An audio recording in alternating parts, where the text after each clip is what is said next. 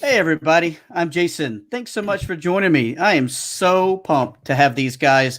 These are legends, living legends that you can learn from. And so I am so excited to have these guys here. They are. What I'd like to do is just have everybody introduce themselves, tell a little bit about themselves, and then we'll go from there. Okay? Great. Okay. My name is Seti. I've been active on predominantly, mainly YouTube, really. Based in Bangkok, teach at an international school, really into sort of design, digital design, all that sort of stuff, makerspace, all the fun stuff. I'm looking forward to having a chat. How you guys doing? And I feel like, by the way, just during this, I'm going to just go in and out between my teacher self, my YouTube self. So you see me become YouTube me, just forgive me. But once again, my name is Michael Coleman, but I go by Mike Hole, and I'm based here in South Korea. So I teach in Incheon at an international school, and I'm loving it. And on the side, I'm also a YouTuber.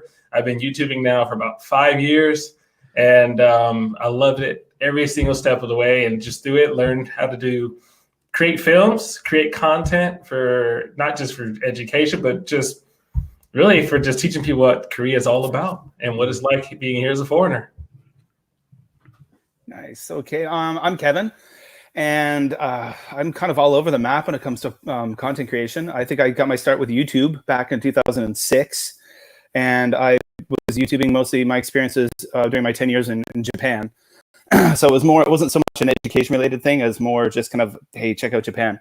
I got into podcasting, had a podcast called the Just Japan podcast. And most recently, I created, it's now dormant, but it's going to come back, a podcast, an education podcast called the Making Better Teachers podcast. And I'm all over the Twitter. The interwebs, right? The interwebs, the Twitters, the tweeter. The tweeters. He's a tweeter. Does that make you a twit, or how does that work? I don't know. Oh, Meg, I'm so really pleased that you guys could all make it today. Thank you so much. I think we're all in some degree of school closure, so in mode of that, and some of us are further along than others, but this is great that you guys could take time to talk with me today. I'm really excited. A lot of people are super stoked to hear what you have to say. And so I am here just to listen and learn and be a young Padawan learner of the of all the Jedi Knights that we have here.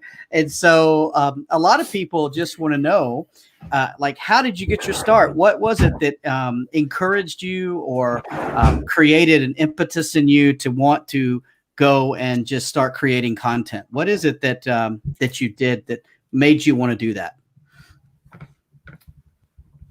Anybody can go. Okay. Knock yourself out.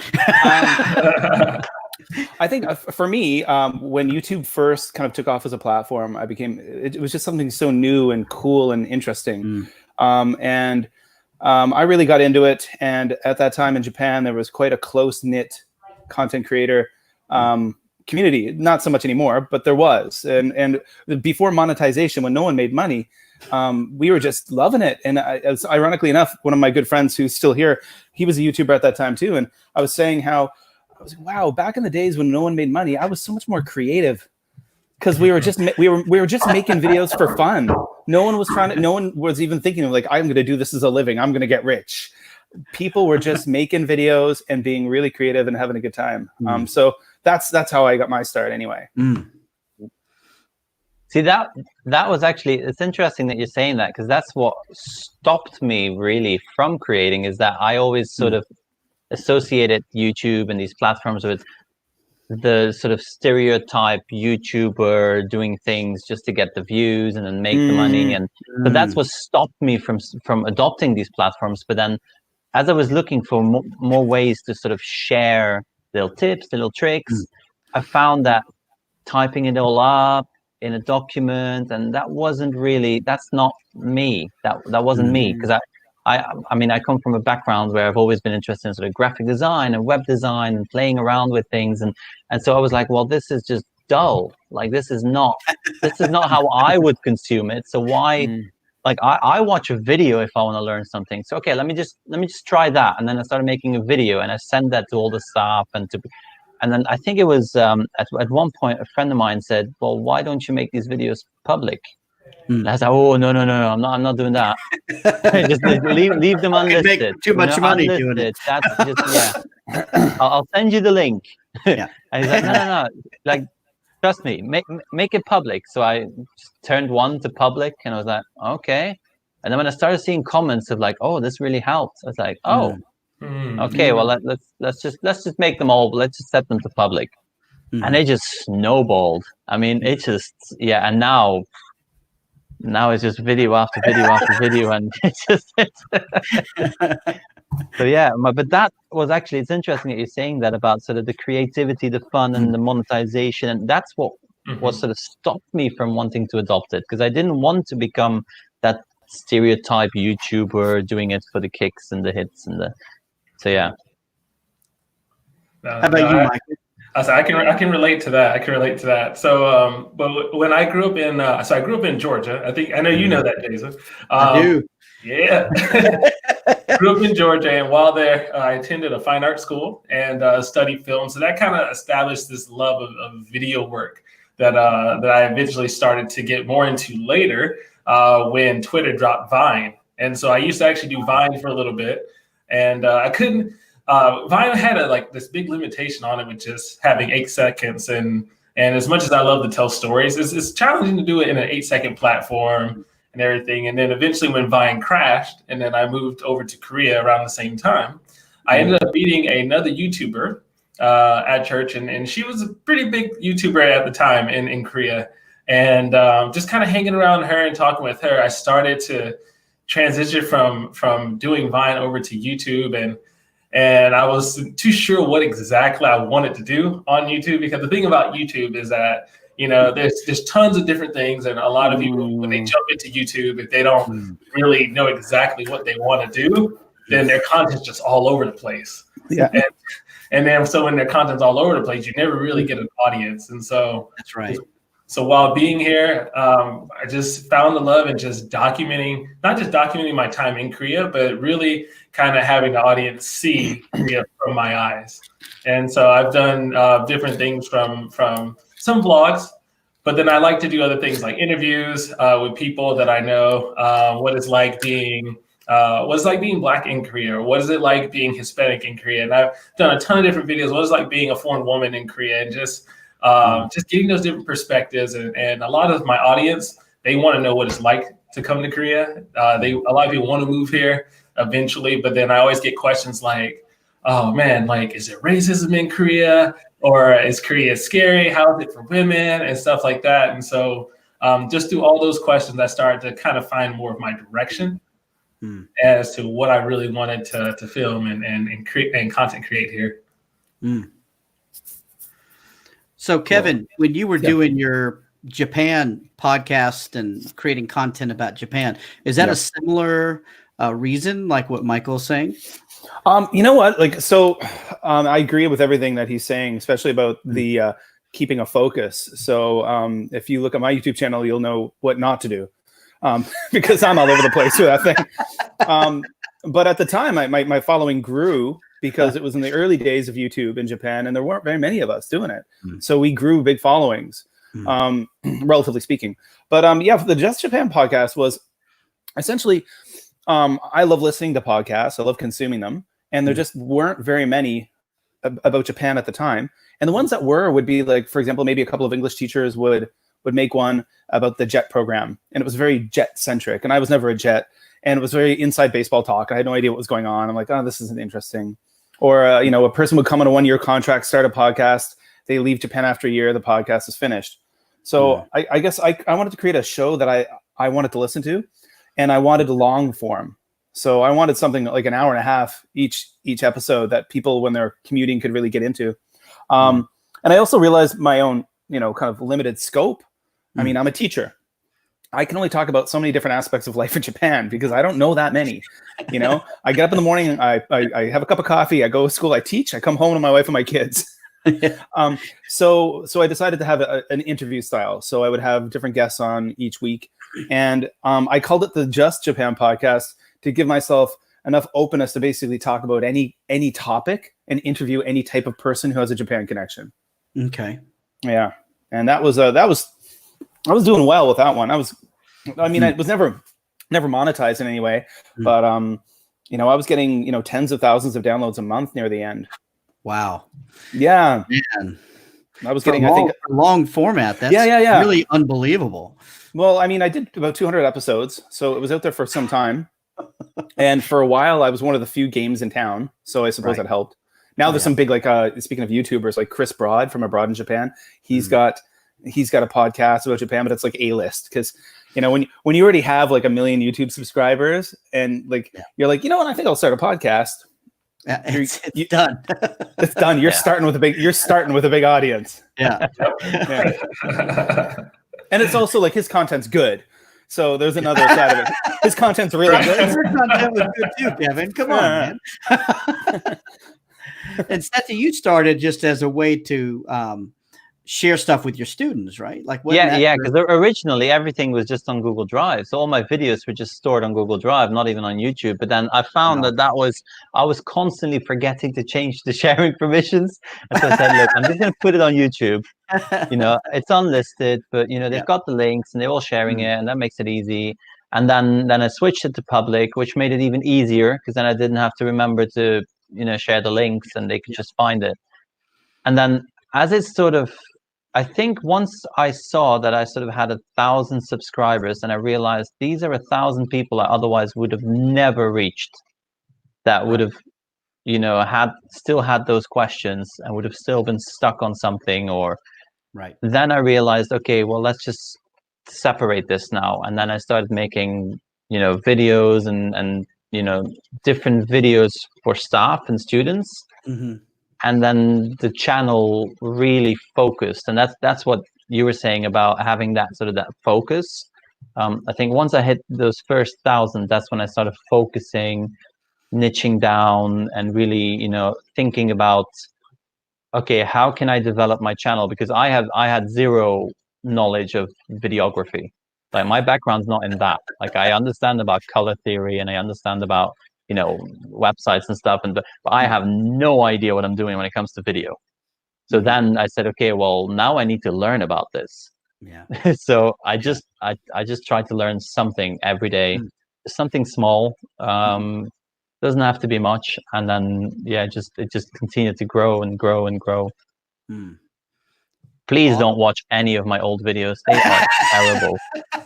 They're awful. Like they're still up there because that's one of the things I always tell my students as well, is just start.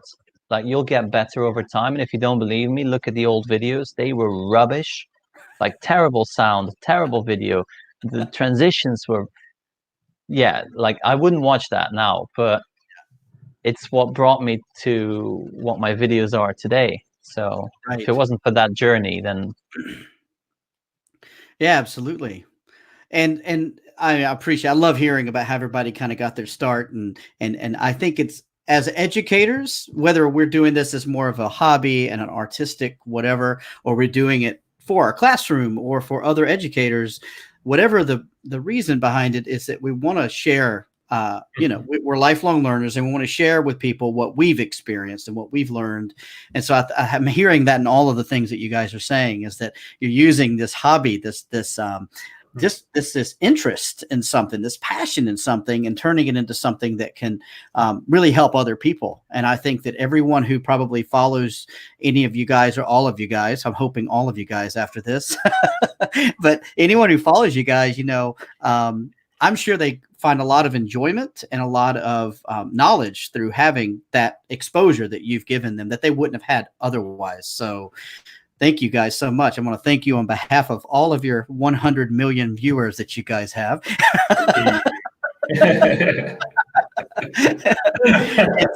But as teachers, how important is an online presence today? How important do you think it is? It's huge. It's huge. And I mean, okay. I'm a big advocate of getting teachers on, especially Twitter, and building that PLN. Right now, we are constantly harassing we have on my year level team, there's 5 of us, only one is not on Twitter, and we're constantly harassing him It's a digital portfolio. Yeah. It's a way to network and to showcase what you can do. So for example, I market myself as a teacher as like a nature, outdoors, wildlife guy. So I'm all about outdoor learning with little kids and connecting kids and their families to nature. And it's all about like a bigger conservation picture. I'm hoping to instill like a love of nature. So when the kids grow up, they're going to want to be a conservationist or an ecologist or do something to help the bigger world. So I myself, I'm an entomology nerd. I'm huge into bugs and birds. I'm also, another one of my hobbies is nature photography, wildlife photography. So one thing that I've shared with people before with like some of my wildlife shots is the way you get good at wildlife photography is more not so much about the camera itself, it's about knowing your subjects. So knowing what kind of ducks move in different ways and which ducks will come closer to a shore than other ducks, and knowing which, and so when you know that, you can get the good shots. So, I think with me showcasing all the things that I do, it's when, for example, my last hiring cycle, when I changed jobs, so I teach in Shenzhen right now at Shekou International, which is a fantastic school, but I got noticed by admin at that school because of my Twitter.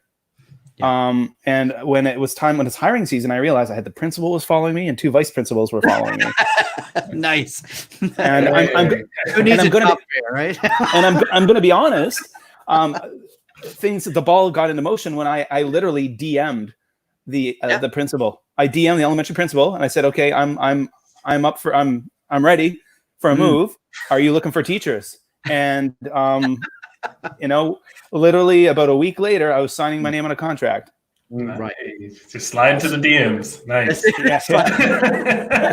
But that's the thing, isn't it? Like, I mean, you've got all these sort of, you can hire people and then you watch them teach a demo lesson and then you this and that. But if you're putting yourself out there, that is your demo lesson. Like they'll see, like, what is this person like in a 2-3 hour live stream? What is this person like in a 5-minute video? What are they like in the classroom? What are they like? Like, it's there. What sort of content are they sharing? Like, do I have to worry about this teacher bringing a bad rep to the school or not? Like, because that's just as much part of your online profile as anything else, is what you're sharing. What are you putting out there? Are you giving value? Are you sharing content, or are you is it a bit more toxic, and should we avoid this person? But I agree with Kevin when you say Twitter is amazing. Even though sort of I spend an awful lot of time on YouTube, Twitter is, as an educator, I feel Twitter is shifting. Twitter is really, it's becoming, it's less and less used by others, but more and more by teachers. And it's really, you can see that shift. You can really see it. Yeah. And I love Twitter. Oh yeah. I think of even now, like the term PLN, like 2 years ago, I didn't know what that meant. And now, I mean, like I'm just in constant contact with some of the most amazing educators around the world. And I put out a little video on Twitter this morning because I woke up this morning to find out that China has blocked all foreigners from entering the country for I don't know how long. And we were just getting ready to go back next week. And I was, pretty bummed. And, I put out this little video because I've been getting into Twitter videos recently. Gosh, I'd say this morning, 7 or 8 educators from all around the globe sent me messages, DM me, and were just like, "Are you okay? Can we do anything for you?" So there's an education like community, which is really wonderful. Yeah, I'd agree. Michael, what do you think? Do you think that presence of being a teacher helps just in general? Like, what do you think it's important that we have that? I think it's very important, and I would say lately more so than before because man, nobody saw this coming with the coronavirus. Nobody saw this coming, and so now it's crazy how I feel like I had to actually connect my online self now, or my camera self, with my school self, with Mr. Coleman. And I was doing a video or a Zoom session with my students, and this was probably like my first week. And one of them said, I kid you not, one said, "Man, this is boring." And wow, I didn't realize I was here to entertain you. But then, But the more and more I thought about it, I actually sat there and thought about it afterwards. And then I realized, one, the fifth graders that I'm teaching, I mean, they were born in an era where they were babies and they had smartphones, or they had some kind of digital device where they could entertain themselves. And then they are always looking at YouTube. And so I kind of finally made that connection to where I'm teaching this online lesson. And because I'm on a video screen, or I'm on a screen and it's a video, then it's, wow, I'm having to entertain them. I have to have that same presence. And even when I'm in the classroom and I'm teaching and I have to keep their attention, it literally transfers over to being online. It needed online as well. And so it kind of hit me. I actually have very similar comments, because when I had a lesson and it was live, and it was, obviously we were on Google Meet and everyone was joining, and everyone was like, goodness, you're like a streamer. And it was just, I didn't realize it, but because I was sat in the studio and I had the camera and I had everything set up, I suddenly went sort of into YouTube mode. And so I was literally more in the front. I was like, right, so everyone, we're going to be looking at this now. And I was sort of popping into the chat and like pulling out names. Hey, so what do you think about that? Can you just drop that in the chat and then let me know? And I was like, and I was sort of in this whole different mode. And then I realized, like, oh my goodness, yeah, they've never seen me like this. Like, they've seen me active and like a bit, hyped up in the classroom, but never sort of in this streamer YouTube mode where I'm constantly popping into the chats and pulling comments out and asking them to engage. And I was like, yeah, well, you make sure that you just contact them and tell them to get online because he's not here yet. And I like sort of, and I actually I enjoyed it. It made it really fun because it's like what you said. They grew up with this. Like, they're not going to watch us just sit in front of a camera giving a boring lecture, but they'll happily watch a streamer on Twitch for 2-3 hours. But why is that? Because they're engaging. They're constantly, pulling things out and noticing the audience, and they're making it very visual. And they're not going to listen to us just talking. So we need to make it engaging. Oh yeah. Like I teach early years, so my students are 4 and 5 years old, and we're like play-based, outdoor play-based, and now we're online, right? So we've been doing this online learning thing since the end of January. So when this started going down in other places, and when it was on the horizon in America and Canada, people were reaching out to me saying, "You've been doing this for a long time already." And I mean, there was no playbook, there was no training. This happened during Chinese New Year. Like, we were all remote trying to figure out how to plan this stuff. But I agree with the entertaining part, because we've gotten better as we go, and then we've had ebbs and flows with fatigue, students and teachers. But I've been just having fun with it, and I know the kind of videos that my students like to watch, like the kind of kids YouTubers. So I've now, like, my own 2 children who are 9 and 6. They get involved in Circle Time videos, and they're singing, and we're planning on some videos where they're going to have like a little story with their action figures. And when we film these kind of videos and I put those on Seesaw, parents are telling me that their kids are watching them and rewatching them and rewatching them and rewatching them again. So it's kind of like, look at what's the content that my little kids like to watch, and now I have to try to be a children's entertainer. But that's it. It's teachers are now having to learn from those YouTubers that are successful, and I think some of them are sort of a bit hesitant, like, oh, YouTubers. No, but what they're doing is working. It works. So why don't we just adopt that and go with it and bring educational value? Because I mean, some of like my son's teachers have been absolutely amazing. What they've been making and producing, and I mean, it's full on YouTube style, but it is brilliant. I mean, they're 3 and 7, so it has to be.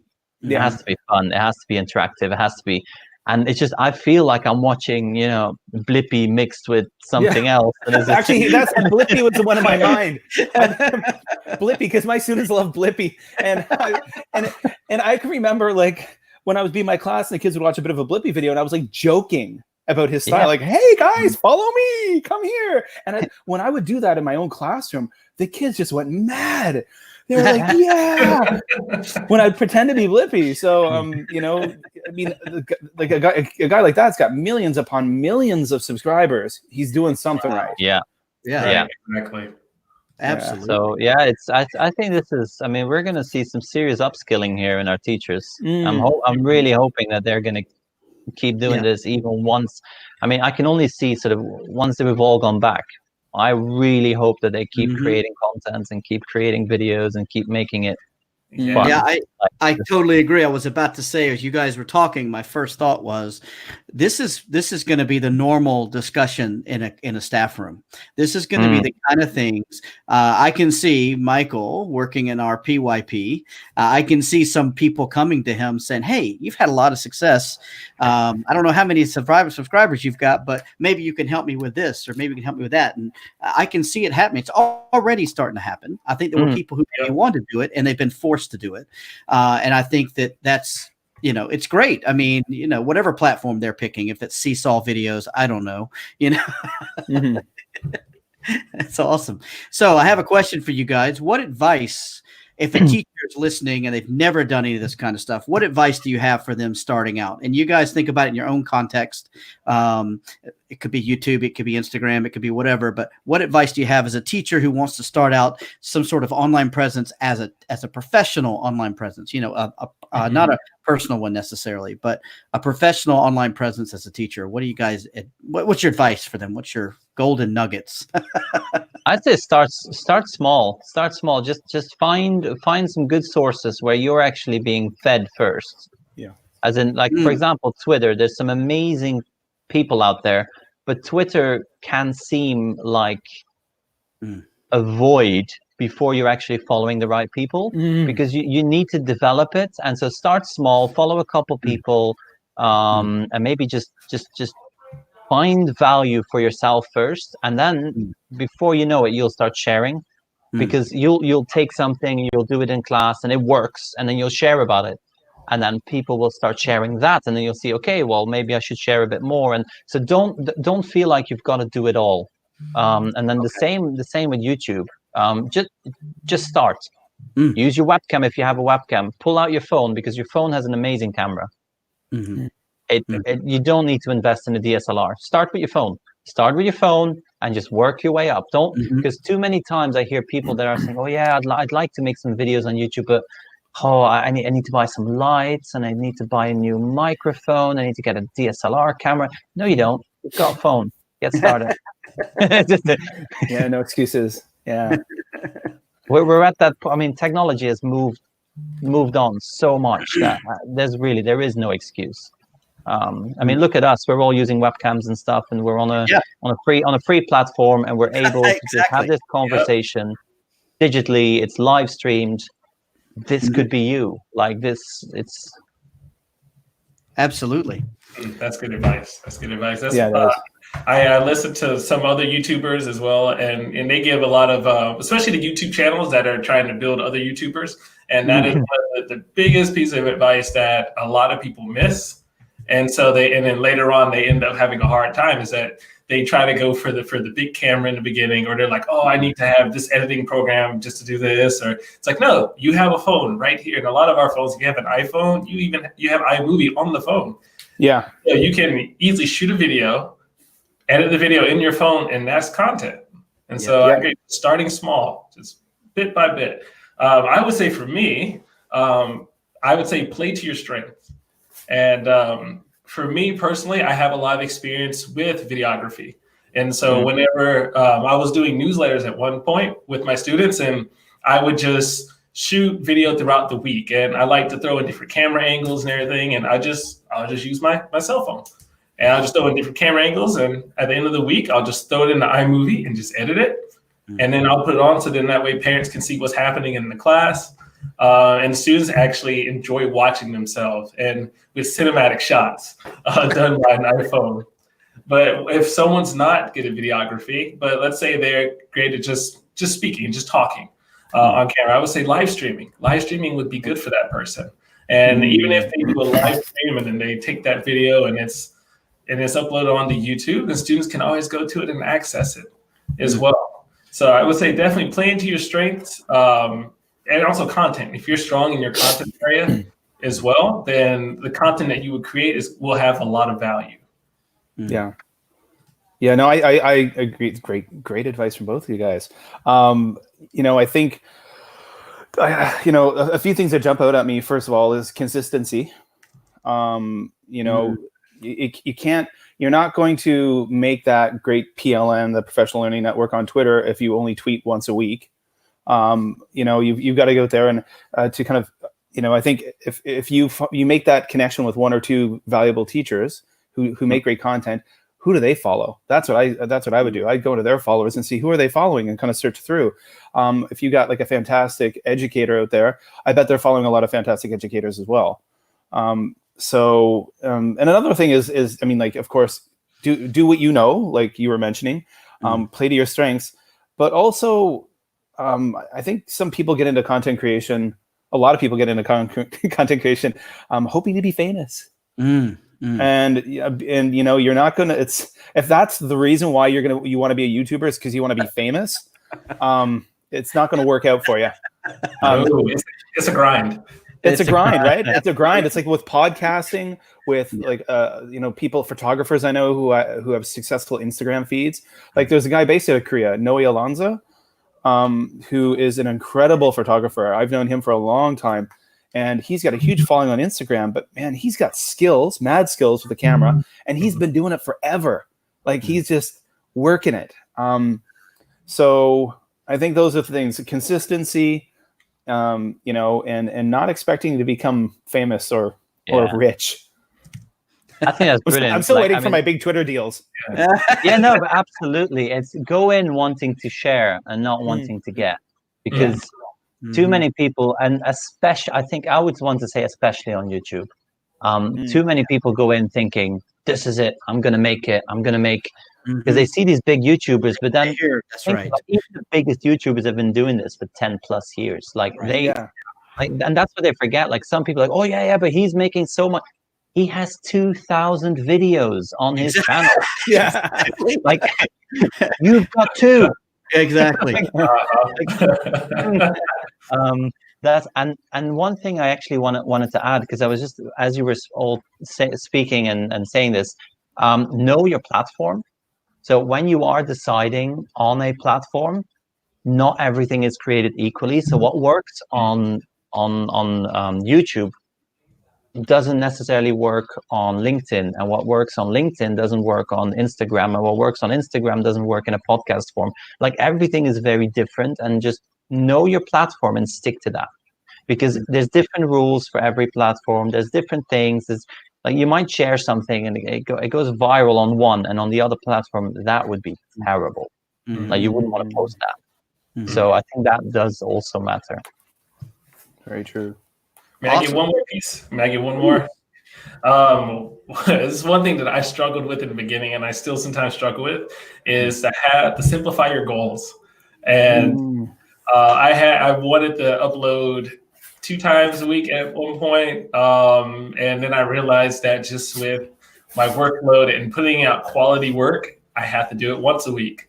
I have to do at least one video that's shot, edited, and done well. And then I'll do like a live stream once a week. And so I know people go in, they're like, okay, I'm gonna do daily vlogs, just boom, every day. But then a lot of those people who do daily vlogs, at least in the beginning, their vlogs are, the quality suffers a lot because they're focused more on the quantity. And and just to agree with my other 2 gentlemen here, is that a lot of the people who have everyday vlogs and they're great, most likely they have other videos already done. They may have an editor.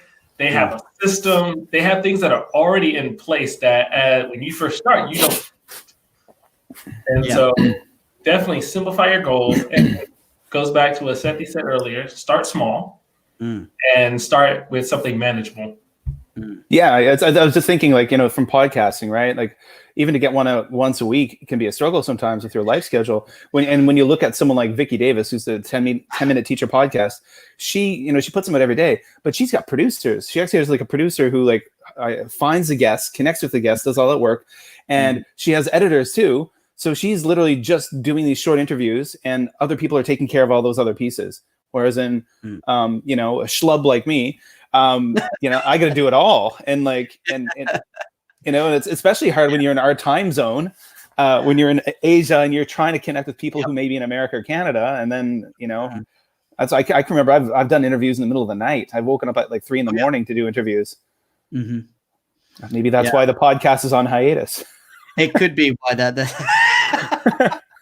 Exactly. All right. That's awesome advice, guys. Thank you. And I hope that I captured that as we went along. So along with that, I've got a couple of platforms here. And which one do you think is best for teachers? Just a quick debate. There's more out there. Twitter, done. Okay. So what do you think is the best? I mean, because I know some teachers who are just diehard bloggers. They're excellent at blogging. Yeah. They're very eloquent with their, with the way they write, and their blogs, they go viral. Like their posts go well, like they have a really good system for that. I'm not a blogger. It's hard for me to sit down and write that kind of content. I'm much more of a, interactive sort of vocal, spoken, oral sort of person. So what do you think is best? I know it really depends on the person, but what do you think is best as a teacher? I would say, first of all, what's your goal? So understand your audience, first of all. So is your audience very young? Is your audience more sort of the teenagers? Is it the teachers? And then where is your audience? And then how do you feel about where they are?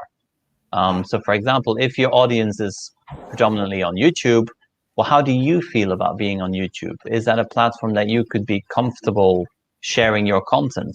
If not, then there's already a clash there. It's not going to be viable. It's not going to work. Is your audience on Twitter? Okay, well, how have you developed your Twitter, and how do you feel about sharing on Twitter? Does that work? If there's a connect, then go for it. And I think that's. I'm not here to tell another teacher you have to get on YouTube, right? Because that works for me, and I'm subscribed to some amazing educational channels. There's a lot of filth on YouTube as well, and I think it's just true. That's true for any platform, I think, with some exceptions. But you've got to just find what works for you, I think, in both as a consumer but also as a content producer, or if you're going to make content and create it, you need to find what works. Yeah, I think again, always great advice here. I'm glad I'm part of this today. I think like there's like two different things when I think about the different platforms. I think, to be honest, being on multiple platforms is the best thing. But don't spread yourself too thin.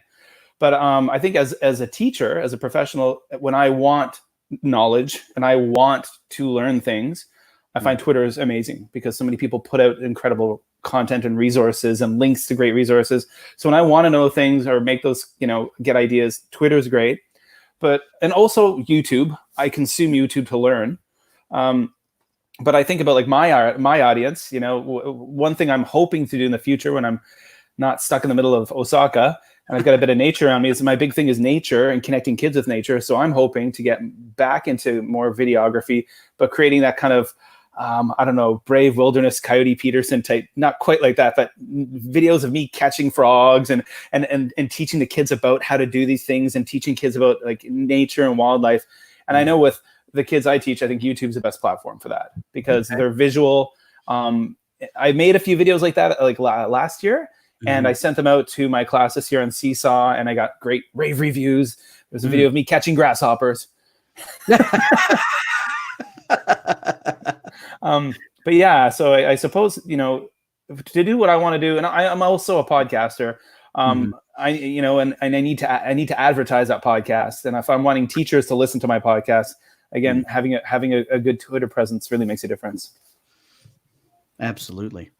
Michael, what about you, man? I was thinking the same exact thing as Kevin and Seth here. Because I was thinking, okay, well, first is if you know your audience and the type of content that you want to create, then you will either, for me personally, if I want to create something for teachers or I want to connect with teachers, then I will go more toward Twitter. If I want to have I want students to actually see my content, then I feel that YouTube will probably be the better route. And it wasn't until I started looking and diving more into YouTube creation, or like learning how to create YouTube videos, that I realized, or actually I learned, that YouTube is the second, it's the second largest search engine, or second most used search engine. Yeah. Next to Google, which Google actually owns YouTube. And so a lot of people, if they don't know something, they go directly to YouTube. And of course, video, most people would rather watch a video than actually read. You're going to have a lot of people who are going to go directly to YouTube to find knowledge. And so I would definitely say, if you want to connect with those teachers, then boom, Twitter's the way to go. If you want to connect with students, definitely YouTube. Mm-hmm. And I noticed, thank you guys. I noticed too, nobody said anything about Facebook. And what I want to say about that is I really haven't been on Facebook much, but since the school closure, it's been super easy for people to create groups. And there's been all these huge groups that have popped up. One about, oh, you're temporarily closed. And I remember getting an invite for that a couple of weeks ago, and they were like, I don't know, 3,000 members.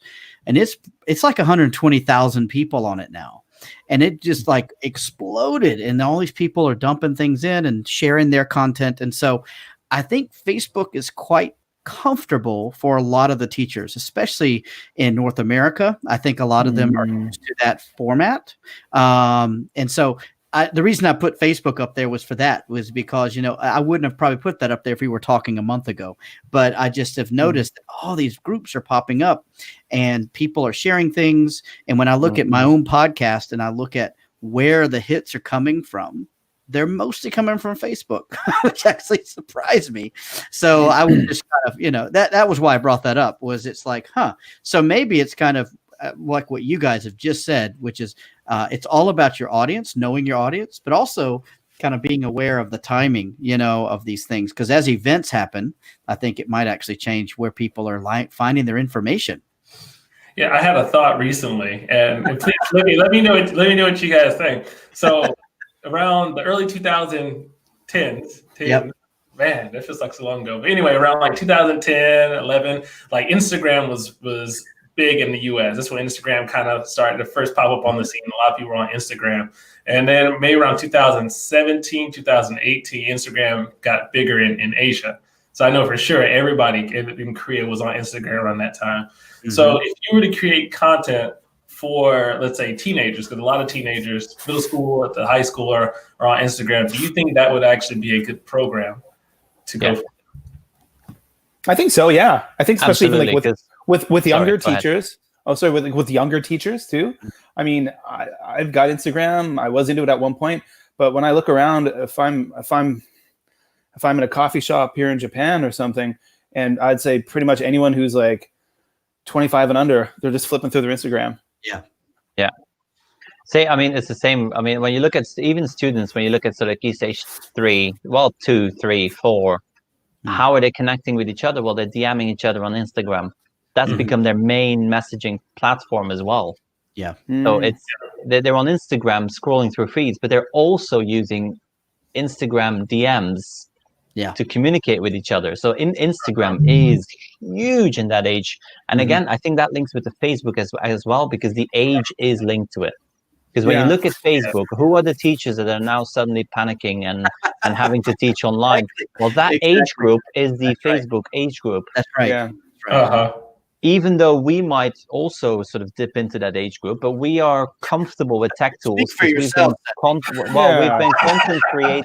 No, but we've been creating content and we've been using tech tools. And but those that have never done that, guaranteed they have tried Facebook, and they have been on Facebook.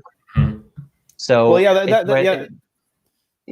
know it. They know it. So that might explain all these groups popping up as well. Yeah. Well, that's like with Twitter. I mean, when you go to an average, middle school in America or Canada, how many of those teachers are active on Twitter versus how many of them are using Facebook? I'm sure. I mean, especially if they're in their 40s or 50s or older, they're all looking at Facebook every day. Yeah. And I tend to find with Twitter, from my engagement over the years with teachers, the kind of teachers who are into Twitter in a big way are kind of not your typical teacher. They're kind of, you know, you meet a lot of rock stars, you meet a lot of people who are hungry, you meet a lot of people who are just really communicative and they want to share and they want to learn. They've got passion. Whereas then, you know, there's other teachers out there who maybe don't have that so much. Yeah. I think it's easier to be a passive audience member as well on Twitter. You know, as stuff comes through and you know, it started out as a friend network, right? So it started out as with people you had to know people in order to join them as a friend to start with. So I think a lot of people have created these family and friends networks on Twitter. I mean, on Facebook from the beginning, and then they start to reach out and branch out. And so I think it's all to do with, you know, where does that professional and that personal you know, rub up against each other, you know, where you're creating content. Because I would say until recently, I would never have put anything professional on Facebook. I would have gone over to LinkedIn or Twitter to do that. But now things are, I'm sharing on Twitter, I'm resharing on Facebook because those groups are so much more active and people are, you know, you can get a lot more engagement that way too. So I love how you're saying that, because I still don't post my videos on my Facebook feed. Like that is just I've got it's one of those, like, you know, you see like thousands of views coming in and you're fine with that, but I wouldn't want, you know, like friends and family to start watching that, because that would be like, this is another side of me now. This is That's too funny. So I have one more question for you guys, and then we can just keep on rolling. But one of the things that keeps people, I think, in the back of their mind from creating content is the fear of negative backlash, you know, people trolling them and things like that. So how do you handle when someone is thumbs downing your videos and being, you know, they're trolling you? I highly doubt that you're getting too many trolls, but you might get a few. But how do you handle that? I've done like at like summits, like apps events and stuff. I've done sessions on YouTube for teachers. But the first thing I always say is you need to have thick skin. Like be ready for it, because it will come. And that's it's the nature of the internet. I think you will get some horrible comments. Thankfully, many of these platforms have systems in place that sort of filter it a little bit and give you a chance to, you know, deal with it and so on. But you're still going to read it and you're still going to see it. And so, you know, when people are telling you to drop dead and do things, and it's not nice to read that. Nice at all. But it is going to happen. Yeah. That being said, you get used to it. Yeah, you do. You really do. Yeah. I agree with the whole, like, I mean, I've been creating content. Gosh, I think my first blog I wrote in like 1997 or something. And I've got an incredibly thick skin, but I mean, I'm you know, skim through comments, block, delete, you know, no problem. But for those out there too, I think, you know, and I do hear that with teachers who are like worried. They're like, I don't want to get onto Twitter because of trolls.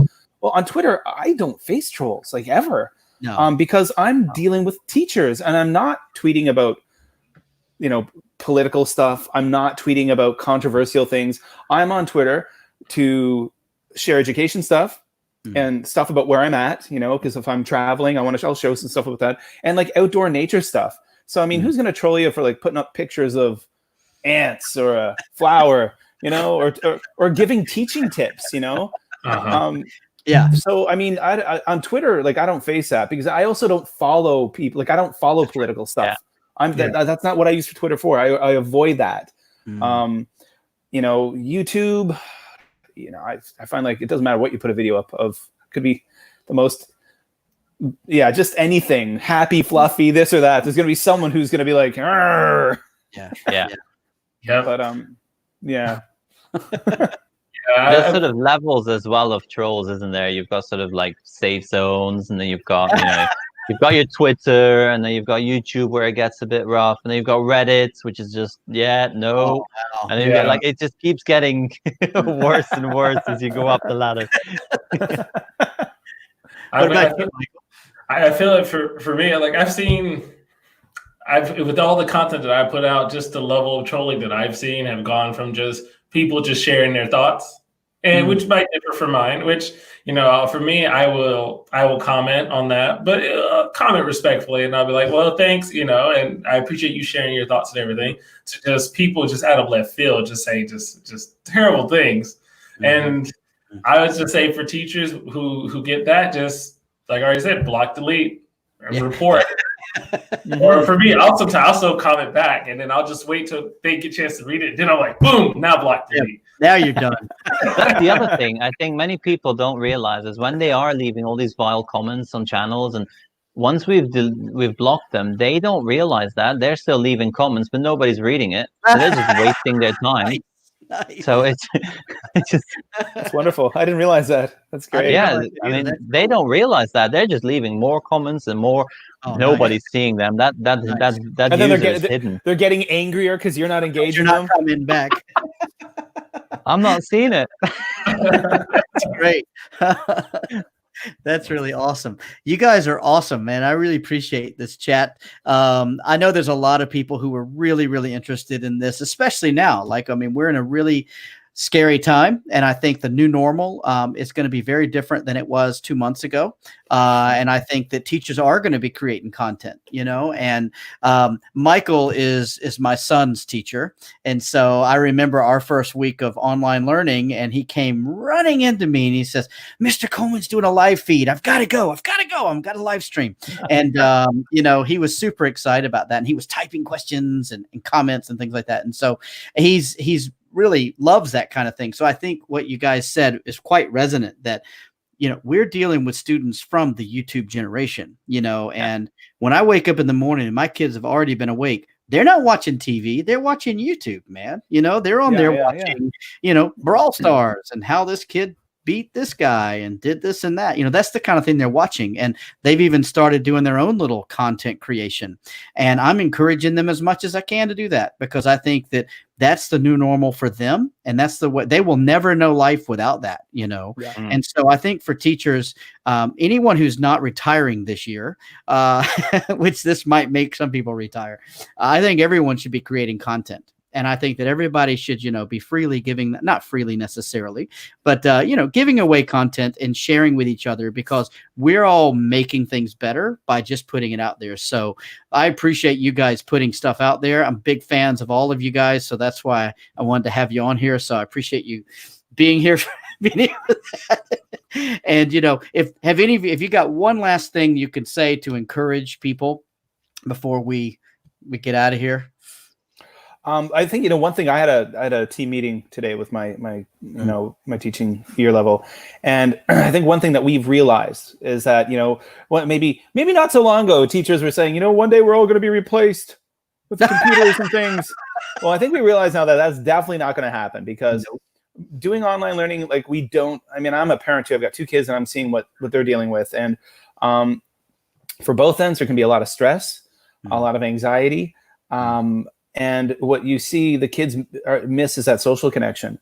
But when a teacher does care and does put the effort in, like my 2 kids, they're so excited when it's time to have a Zoom meeting with their class and their teacher. And they've got, I'm so blessed this year. Like, both of my kids have fantastic teachers.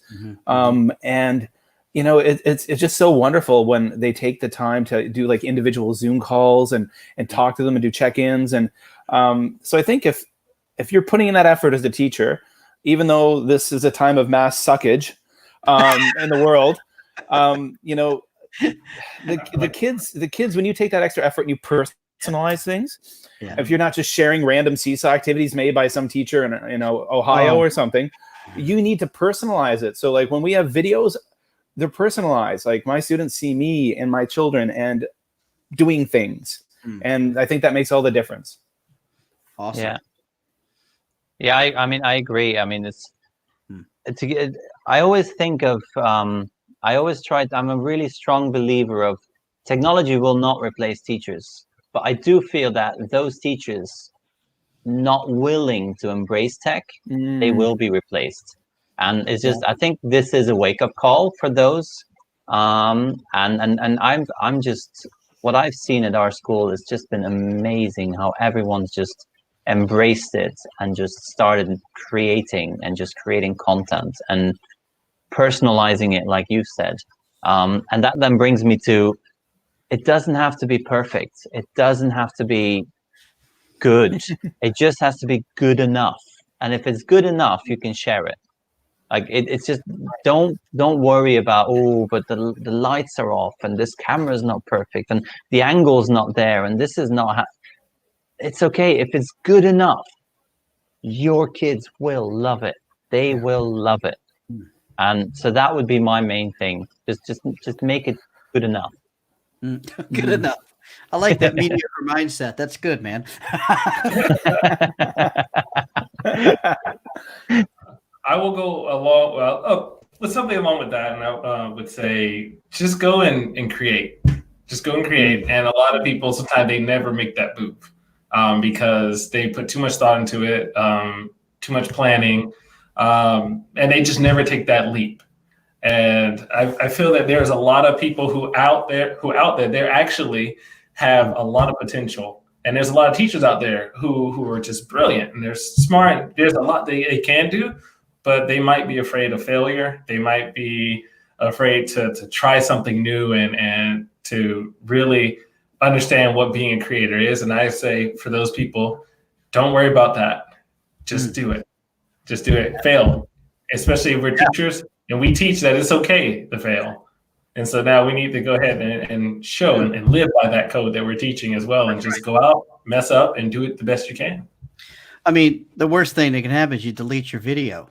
Yep. You know, I mean, you just delete it or you just delete the tweet or whatever it is. So I think being out there, creating content, I love this idea of consistency. I think that you have to be consistent, but that takes a lot, you know, and so I think people have to find a platform they're comfortable with and, you know, stick with it and, you know, just keep on pushing. I wouldn't say, you know, do MySpace. It's probably not a good idea, but Michael probably doesn't even know of MySpace, but I had a MySpace. I'm just kidding, man. Just giving you a I just you having flashbacks. I know. Exactly. I got on the tail end. You know, I tail end. All right. Was that Kevin? I was just thinking. I can remember years ago, I had to create a MySpace account because my band had a MySpace page, and it was the only way I could find out when and where we were playing. Where am I playing? Do I have a gig tonight? Oh gosh, I do. But that's the other thing as well. Like all those platforms we're using today, as a content creator, for all we know, in 5 years, there's a new platform and we're not using it anymore. So don't be ready to change and evolve and just scrap your strategy and change it because things will, look at what's happening with TikTok. That's true. My goodness, it is blowing up. Yeah. I know. Definitely. You know, and you know, I appreciate you guys sharing this with me. Your journeys have been so fun to watch and to see. And please keep making good content, which is what I know you guys are going to keep doing. And I know that there's going to be folks who are going to want to follow up with you later. And so I'll make sure to put all of your Twitter handles or whatever in your YouTube channels into the liner notes and all that kind of the show notes. So thank you guys so much. But you've been awesome. And keep making great content, guys. Thank you. Thank you. Thank you. Thanks, guys. Thank you so much. Thank you.